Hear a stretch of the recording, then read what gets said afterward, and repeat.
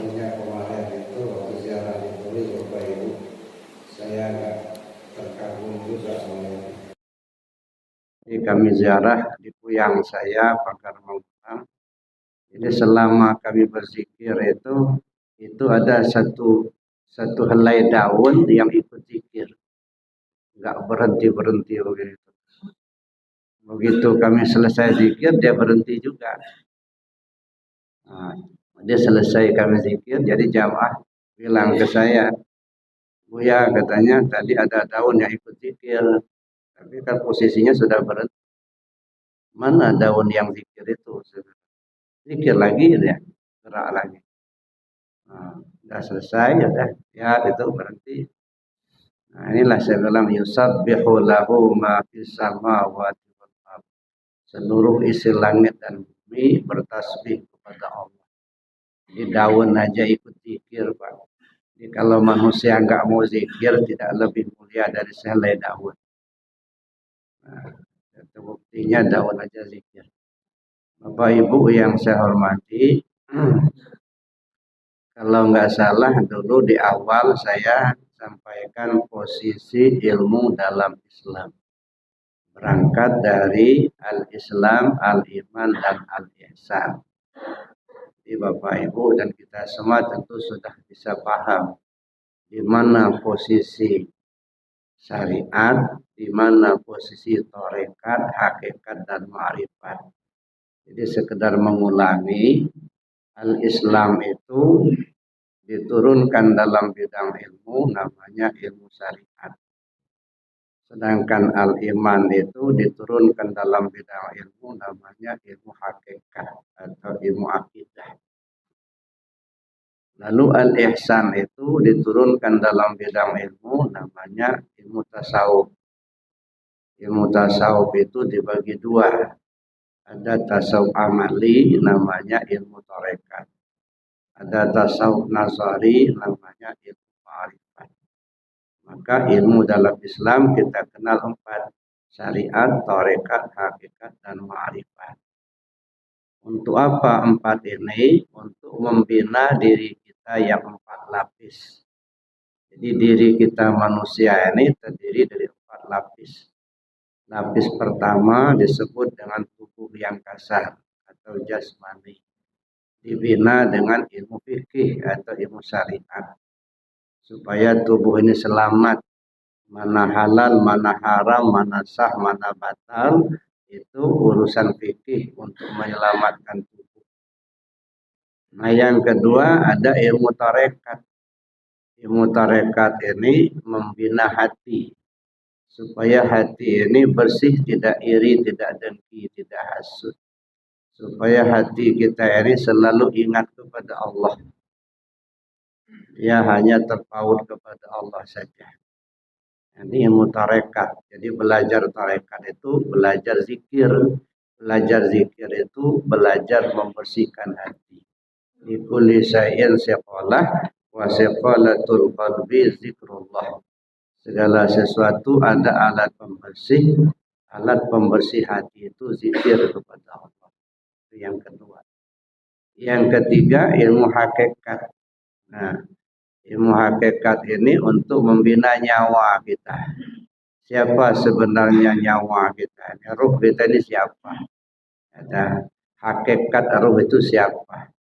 Hakikat turun naiknya nafas itu apa? Ini kajian-kajian hakikat. Nah yang keempat, ini membina nyawa. Yang keempat, ilmu ma'rifat untuk membina rahasia diri kita. Siapa sebenarnya rahasia diri kita. Jadi diri kita ini 4 lapis, tubuh, hati, nyawa, dan rahasia. Dibina dengan ilmu yang 4, syariat, tarekat, hakikat, dan ma'rifat. Itu sudah kita kaji pada awal. Sekarang saya ingin sampaikan kajian tentang 2 kalimat syahadat. Nah, kenapa saya kemukakan ini dulu? Karena saya pikir inilah yang pokok. 2 kalimat syahadat. Kalau rukun Islam itu kita ibaratkan sebuah bangunan, bangunan, itu dua kalimat syahadat itu pondasi atau tempat berdirinya bangunan. Jadi kalau tempat berdirinya bangunan itu kokoh, insya Allah bangunannya akan langgeng, akan kokoh juga. Tapi kalau fondasinya atau tempat berdirinya bangunan itu labil, cepat roboh bangunan di atasnya. Nah, itu dua kalimat syahadat. Lalu salat itu ibarat tiang-tiangnya. Tiang-tiang as-salatu imaduddin. Man aqamaha faqad aqamaddin wa man tarakaha faqad hadamaddin. Salat itu tiang agama. Siapa orang mendirikan salat, berarti dia mendirikan agamanya. Siapa orang yang meninggalkan salat, berarti dia meruntuhkan agamanya. Yang ketiga puasa. Puasa itu junnah, dinding. Nah, dinding-dinding pembatas. Yang keempat saum, puasa. Puasa itu menahan. Puasa itu menahan. Jadi as-saumu junnah. Puasa itu dinding ya. Puasa itu dinding. Sedangkan yang keempat zakat. Zakat itu bersih. Bersih itu sirkulasi angin itu lancar. Itu pintu dan jendela. Jadi kalau puasa itu ibarat dinding. Sedangkan zakat itu ibarat pintu dan jendela. Haji atap. Nah, atapnya. Jadi kalau sudah lengkap empat ini, sudah berdiri sebuah bangunan. Fondasi sudah ada, tiangnya sudah ada, dindingnya sudah ada, pintu jendela sudah ada, atap pun sudah ada. Tinggal lagi kita membaguskan bangunan. Seperti apa bangunan yang kita inginkan. Ya, semakin banyak sunatnya, semakin bagus bangunannya. Kalau hanya wajibnya saja, itu gampang, Pak.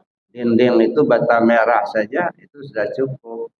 Tapi kan tidak indah kalau tidak diplaster, tidak diaci, dicat, di profil. Nah, kayak gini pakai granit begini itu mahal. Jadi sunat-sunat itu lebih mahal daripada yang wajib. Wajar-wajar saja kalau orang jarang-jarang mengerjakan sunat. Nah, jadi jangan dibayangkan sunat itu kalau dikerjakan dapat pahala, kalau ditinggalkan tak apa-apa. Itu kita meringankan sunat. Jadi semakin banyak sunatnya, semakin indah sebuah bangunan.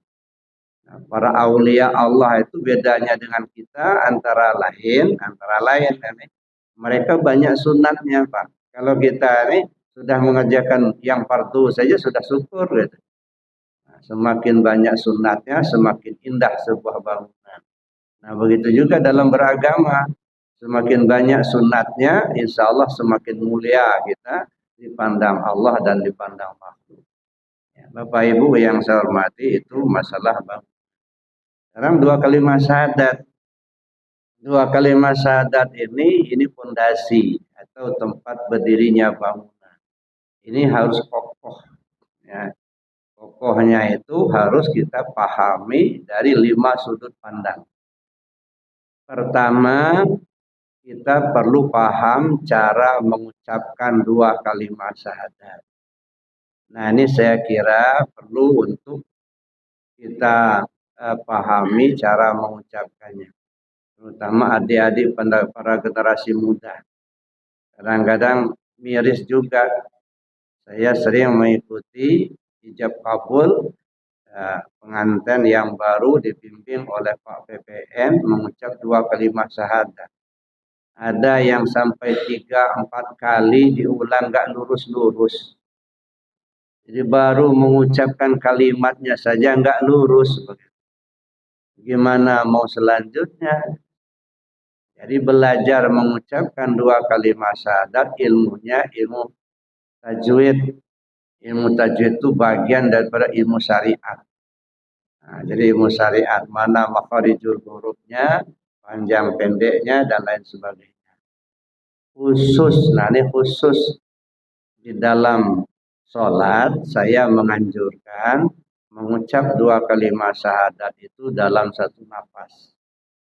Asyhadu an la ilaha illallah wa asyhadu anna Muhammadar Rasulullah. Jadi jangan diputus. Asyhadu an la ilaha illallah, nah berhenti. Kemudian disambung asyhadu anna Muhammadar Rasulullah. Bukan batal sholatnya, tetapi pemahaman dari segi sudut pandangan hakikat kurang pas. Nah, jadi saya menganjurkan mengucap dua kalimat syahadat khususnya di dalam sholat diusahakan satu nafas. Asyhadu an la ilaha illallah wa asyhadu anna Muhammadar Rasulullah. Yang pertama. Yang kedua, kita perlu belajar cara mengamalkan dua kalimat syahadat itu. Bagaimana cara mengamalkan dua kalimat syahadat? Ilmunya ilmu tarekat. Nah, jadi belajar tarekat itu sebenarnya belajar cara mengamalkan dua kalimat syahadat. Dua kalimat syahadat. Jadi belajar tarekat ini Bapak Ibu yang saya hormati, belajar zikir. Ya. Nah, ketika kita belajar zikir, kita lihat zikirnya itu ada yang disebut zikir jahar, yang diucapkan dengan lisan, ada yang disebut dengan zikir khafi, yang disebut pakai hati. Nah, dua-duanya ini perintah Allah dan Rasul. Rasul memerintahkan kepada para sahabat, jadidu imanakum, kata Rasul kepada para sahabat ketika itu. Perbaharui iman kalian. Lalu sahabat tanya, kaifa nujaddidu imanana ya Rasulullah? Bagaimana caranya kami perbaharui iman kami ya Rasul? Lalu Rasul menjawab, faksiru bizikri la ilaha illallah. Kalian mesti banyak-banyak sebut la ilaha illallah. Nah, jadi kita berzikir dengan kalimat la ilaha illallah dalam bilangan yang banyak, itu merupakan pelaksanaan dari ajaran junjungan kita Nabi besar Muhammad sallallahu alaihi wasallam. Nah, jadi kalau percaya kepada Rasul, itulah salah satu ajarannya. Faksiru bizikri la ilaha illallah. Nah, jadi jangan pernah dalam hati kita benci kepada pelaku zikir. Kadang-kadang ada yang benci, ngapain zikir dikeras-keraskan? La ilaha illallah, Tuhan itu enggak tuli. Nah, kan? Nah, ini kena enggak paham saja, padahal itu perintah Rasul itu. Nah, banyak-banyak kalian sebut la ilaha illallah, kata Rasul. Nah, kemudian yang kedua zikir dalam hati. Ini perintah Allah langsung. Bismillahirrahmanirrahim. Wazkur rabbaka fi nafsik tadarruan wa khifatan wa dunal jahri minal qawli bil ghuduwi wal asal wa la takum minal ghafilin. Sebut nama Tuhanmu pakai hati. Dengan rasa rendah diri, rasa takut kepada Allah.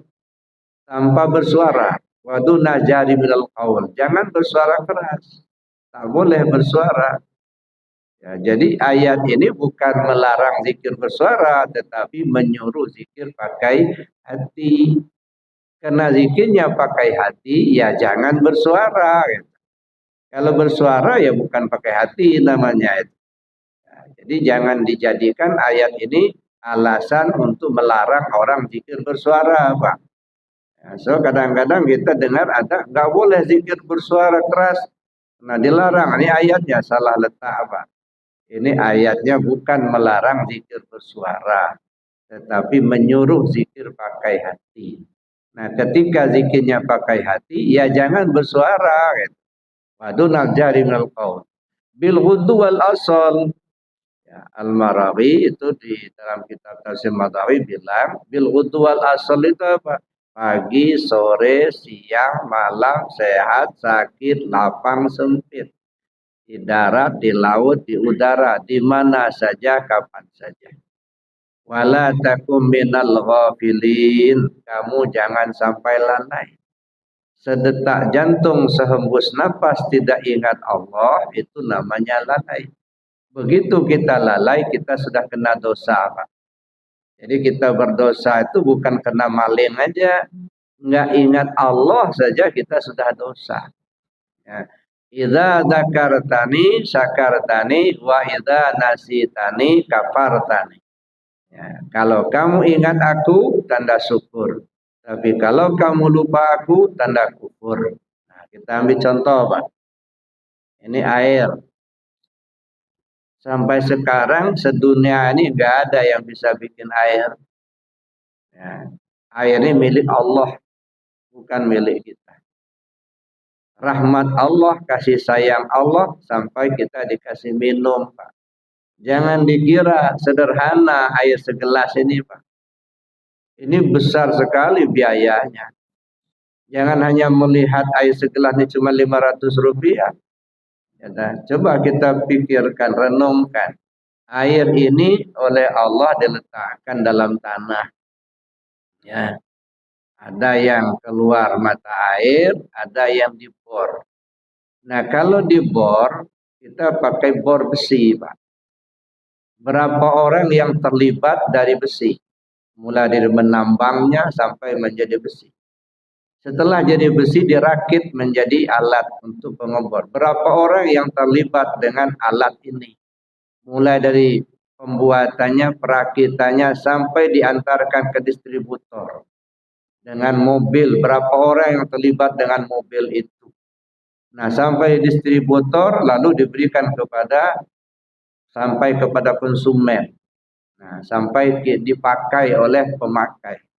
Nah, ketika ngebor itu berapa orang yang terlibat dengan pengeboran. Belum lagi mobil yang dibawa, pakai bensin. Berapa orang yang terlibat dengan bensin itu. Nah, setelah dibor air keluar lalu dikemas pakai plastik. Pakai plastik ini pakai mesin lagi. Berapa orang yang terlibat dengan mesin plastik ini? Setelah jadi di sini dikemas, berapa orang yang terlibat dengan kemasan plastik ini? Sampai akhirnya diberikan ke distributor, sampai kepada penjual, sampai ke konsumen, sampai ke meja ini.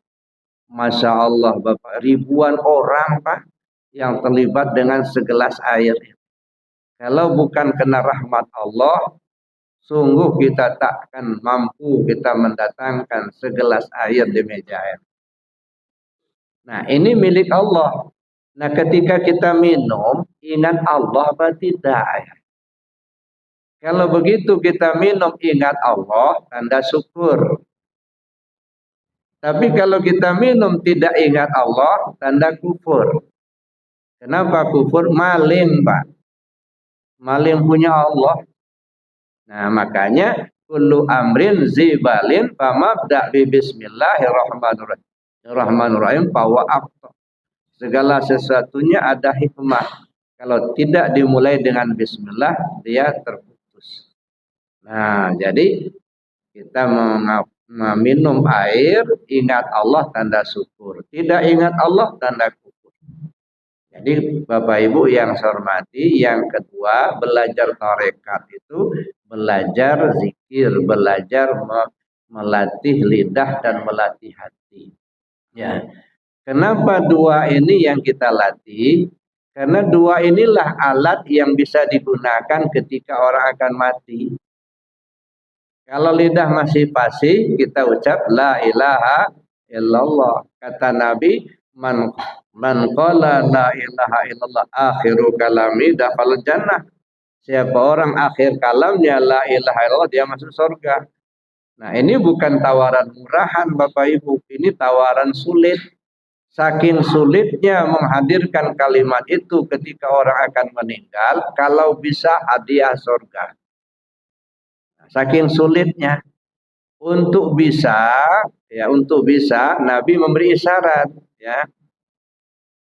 Matanas bima ya'isubi. Manusia mati sesuai kebiasaan. Nah, jadi kalau lidah ini sudah terbiasa nyebut la ilaha illallah semasa kita masih sehat, insya Allah mau meninggal dengan kalimat la ilaha illallah. Jadi ini artinya Rasul menganjurkan kita supaya banyak-banyak dulu, biasakan dulu lidah ini mengucap kalimat la ilaha illallah. Nah, sekarang tanya ke diri kita sendiri, berapa kali kita nyebut la ilaha illallah dalam sehari semalam?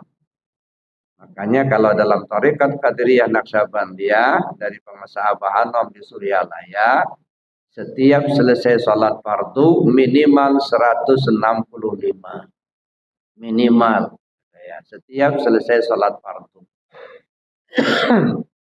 Dalam hadis Nabi disebutkan, man qala la ilaha illallah sab'ina alfa buri'a minan nar. Siapa orang yang mengucap la ilaha illallah sebanyak 70.000 kali, Allah lepaskan dia dari api neraka. Maka sebagian orang menyebutnya ini zikir ataqah, zikir pembebasan diri dari api neraka. Kalau sebagian ulama itu mewajibkan murid-muridnya itu selesaikan dulu zikir 70.000. Ya, tapi di Suryalaya pengusaha Abah Anom tidak mewajibkan itu. Asal kontinu saja kita zikir 165 selesai sholat fardu, lama-lama sampai juga 70.000 kan. Asal istiqomah aja. Bapak Ibu yang saya hormati, kalau lidahnya sudah keluh, sudah nggak bisa ngomong lagi, kan banyak kita perhatikan jauh hari belum mati udah nggak bisa ngomong lagi, kena stroke. Nah, satu-satunya alat yang kita bisa gunakan adalah hati. Nah, kalau hati ini waktu sehat tak pernah dilatih gimana cara hati zikir, khawatir Pak, begitu mau mati kalang kabut, nggak bisa. Berenang di lautan lepas tak ada pegangan, kelelep itulah. Katanya kepingin selamat. Nah, untuk bisa selamat gunakan alat. Pertama lidah, yang kedua hati. Ada yang ketiga lagi namanya zikir ampusiyah. Jadi mengikuti aliran nafas. Nah, kita harus belajar kepada mereka yang ahlinya. Nah, lanjutan dari itu ada satu istilah dalam ilmu tasawuf. Ketika dia tiada tapi ada, bagaimana kita bersikap? Dia tiada tapi ada. Tiada di dalam tubuh tapi ada di samping. Kita tahu, bahkan melihat orang apa nih, menyaksikan orang lagi mandi kan tahu.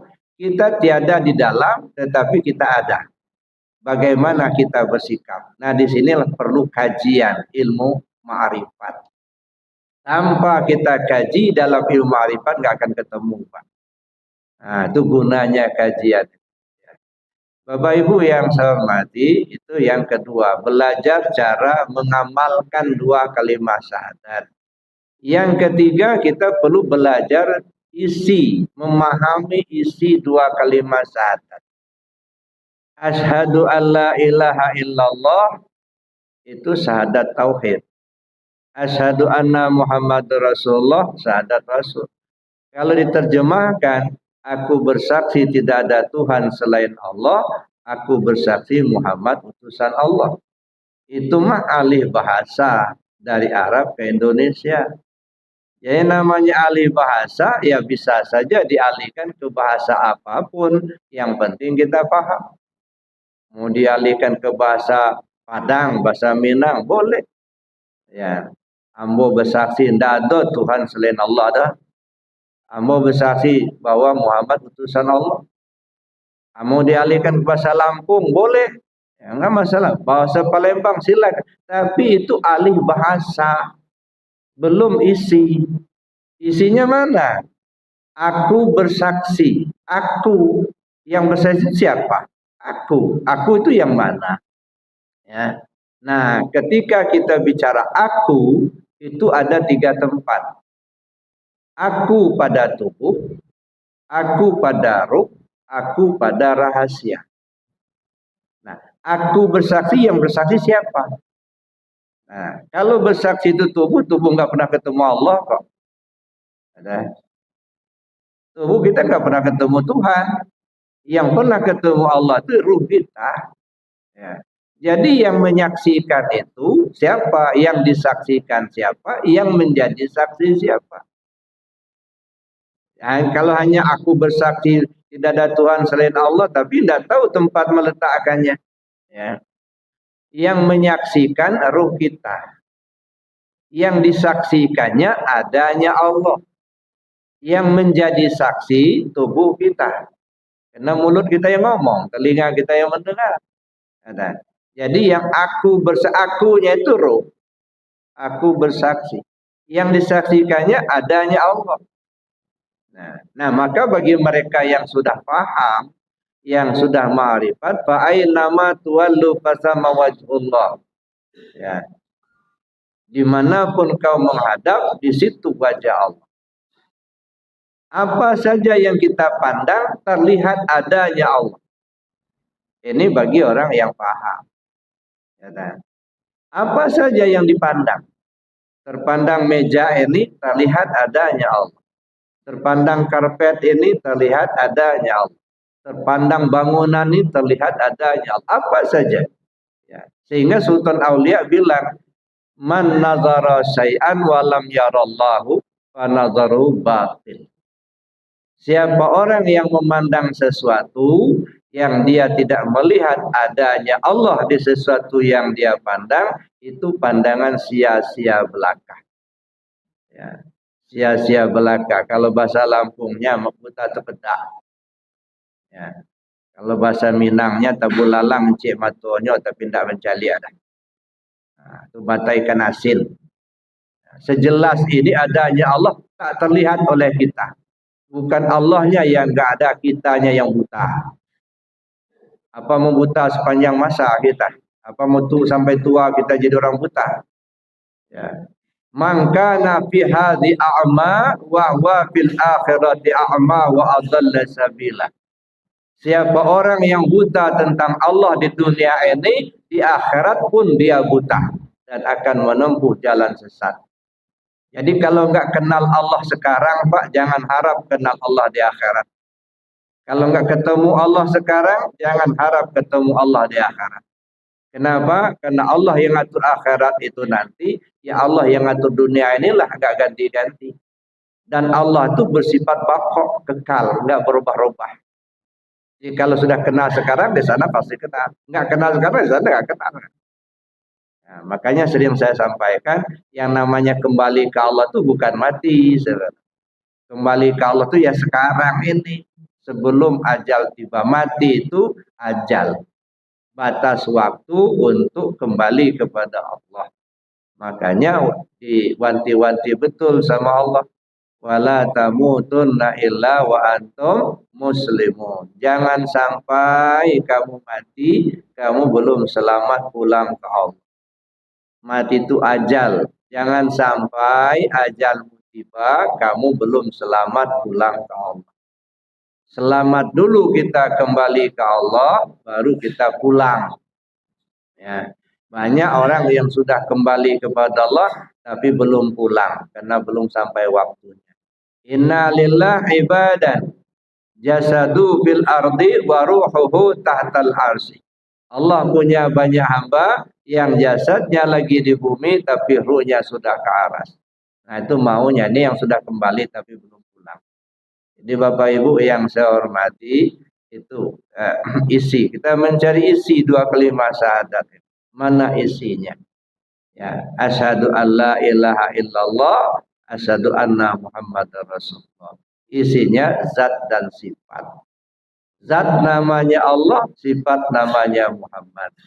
Ya, oleh karena itu perlu kita kaji lebih jauh, ya kan? Mengkajinya pakai ilmu tauhid. Ya, kalau di Arafah ya kita gunakan sifat 20 untuk mengkaji diri kita, mengenal diri kita, mencari isi dua kalimat syahadat melalui kajian sifat 20. Oleh karena itu Bapak Ibu yang saya hormati, silakan bertanya kepada siapa saja, belajar kepada siapa saja, yang intinya tahu isi dua kalimat syahadat itu. Nah, jangan sampai hanya hafal kalimatnya tapi tak tahu isi. Ya, kalau hanya hafal kalimatnya, burung bio juga hafal. Jadi kalau kita hanya hafal, ya kira-kira sekelas lah sama burung bio. Kita tidak mau seperti itu. Nah yang keempat, Yang keempat, kita pahami posisi.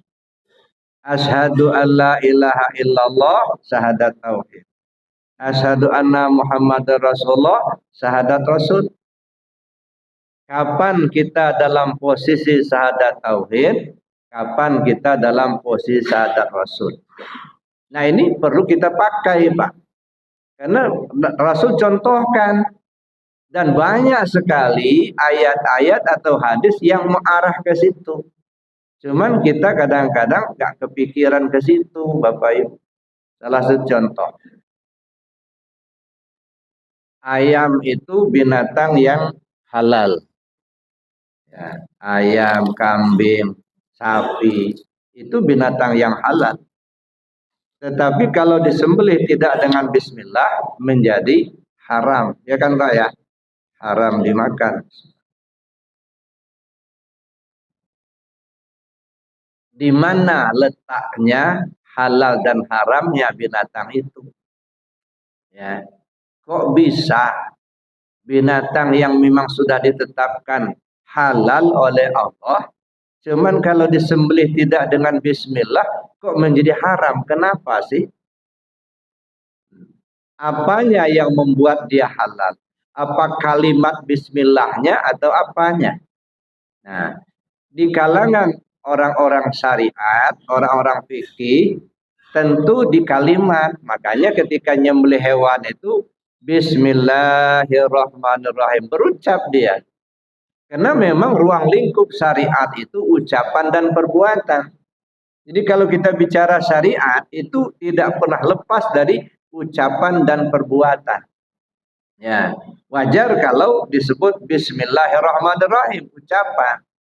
Tapi pertanyaannya, apakah dengan ucapan itu yang menyebabkan binatang itu halal? Saya kira tidak.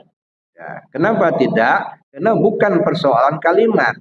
Bismillah dengan nama Allah. Binatang itu tidak pernah kita bikin, bukan kita yang bikin. Bukan kita pula yang menghidupkan. Yang membikinnya, yang membuatnya Allah, yang menghidupkannya Allah. Artinya binatang milik Allah.